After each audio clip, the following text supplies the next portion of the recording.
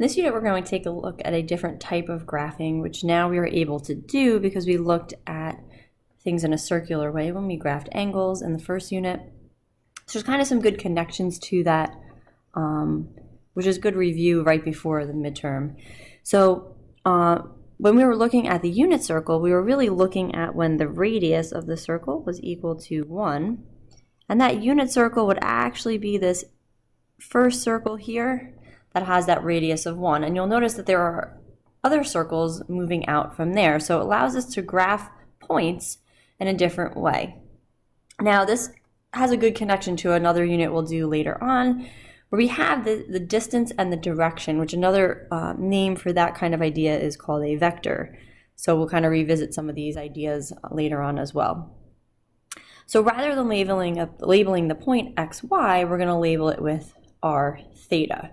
R being the distance or the circle going outward, and then theta being the direction or angle. And that angle has to be in standard position, which you'll see in the steps down below also. So what we're going to do here is we're going to talk about how to plot the points, and different ways to name the points, depending on if we go counterclockwise, clockwise, start on the positive or negative axis. First thing you're going to notice, and I didn't label this in here, but let's do some labels. This would be 1, 2, 3, 4, 5, just like we would do. So we have 6 circles, and you can actually label it on the negative side as well. -1, -2. You might be thinking, well, we can't do a negative radius, but really it's starting on that negative axis, and then we would go from there to draw our angles. Now, what you want to do is realize that each of these bigger tick marks is going by pi over 12. 2 pi over 12, which would be pi over 6. 3 pi over 12 would be pi over 4. Pi over 3. 5 pi over 12. Pi over 2. And I can keep labeling it that way all the way around the circle. And if you want to do that, you definitely can. What you actually can do is count it out based off of using common denominators. So that's something I'm going to talk about as we go along. So the first one's going to be a very easy one. We're going to go out to circle 2. And then, I don't know if you can see, in fact, I think I'm going to try to make this a little bit bigger. No, it doesn't really show up. All right, so you're going to start at your origin. For point A, we're going to go out all the way to circle 2. And then we're going to go counterclockwise on that circle until we hit pi over 4, and that's where I'm going to put my point A. So if your radius is positive and your angle measurement is positive, it's almost like you're just graphing that angle. And I'm going to erase my line around that circle there and kind of just show you. So we're going out to 2, and then we're drawing in that angle at pi over 4. Okay, now I'm not normally going to draw the angles in for the rest of them. In fact, I might even switch colors. Let's do the next one in green. The next one, same thing. We're going to go out to 3. Now, if you haven't labeled all of the outer parts, what you might want to do is change this to something over 12, and then you can count out each of your tick marks. So that means we would multiply by 4, and we would do 20 pi over 12 in that counterclockwise direction. So you would just kind of go 1, 2, 3, 4, 5, 6, 7, 8, 9, 10, 11, 12, 13, 14, 15, 16, 17, 18, 19, 20. And we should be on circle 3. Now 5 pi over 3 is something that you should kind of have an idea of where it's going in the positive direction, but this will really help when we get into the ones that are on the negative.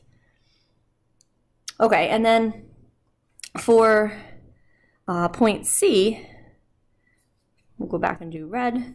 We're going to start out on circle 4, and we're going to go to 5 pi over 6, which would be the same thing as 10 pi over 12. So again, if you wanted to count it out, go out to circle 4 on the positive, and then count 10 counterclockwise. 1, 2, 3, 4, 5, 6, 7, 8, 9, 10. And that would be point C. All right, now I'm going to get the next two on there, and I'm going to make a purple one. So for point D, we're starting at positive 5, but we're going in the negative direction. So we're going to go clockwise, and this is over 12. So multiply by 4, it's going to be negative 8 pi over 12 for that angle. So I'm going to go out to circle 5, but then I'm going to go clockwise. So I'm going to count 8 pi over 12 that direction. 1, 2, 3, 4, 5, 6, 7, 8. Now for this one and for the next one, we want to label it at least two other ways.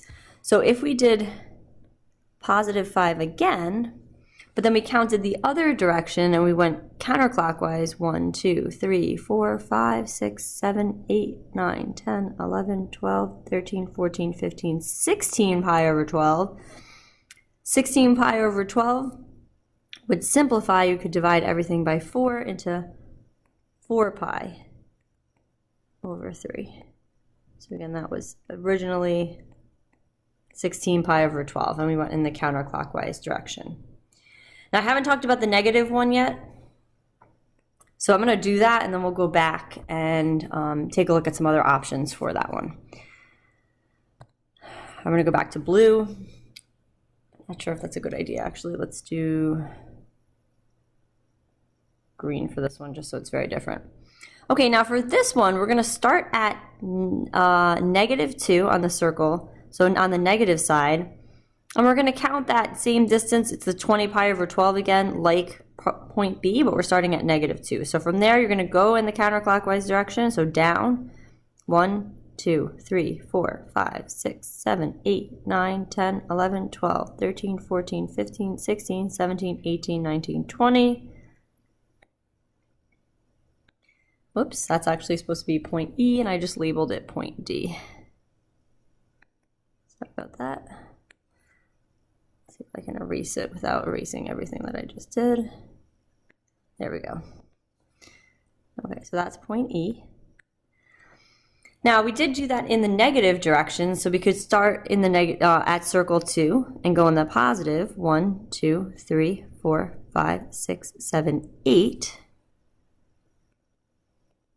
8 pi over 12 is 2 pi over 3. We could start on 2 and go clockwise. So this is going to be a negative angle. 1, 2, 3, 4, 5, 6, 7, 8, 9, 10, 11, 12, 13, 14, 15, 16. So that would be negative 4 pi over 3 because we did the 16 pi over 12 earlier. Now another option would be to start at negative 2 and go in the clockwise direction. So we could go 1, 2, 3, 4 pi, 4 pi over 12. So negative 4 pi over 12. That would simplify to negative pi over 3. And what you'll notice is you'll have all the pi over 3 options, but different positive or negative answers.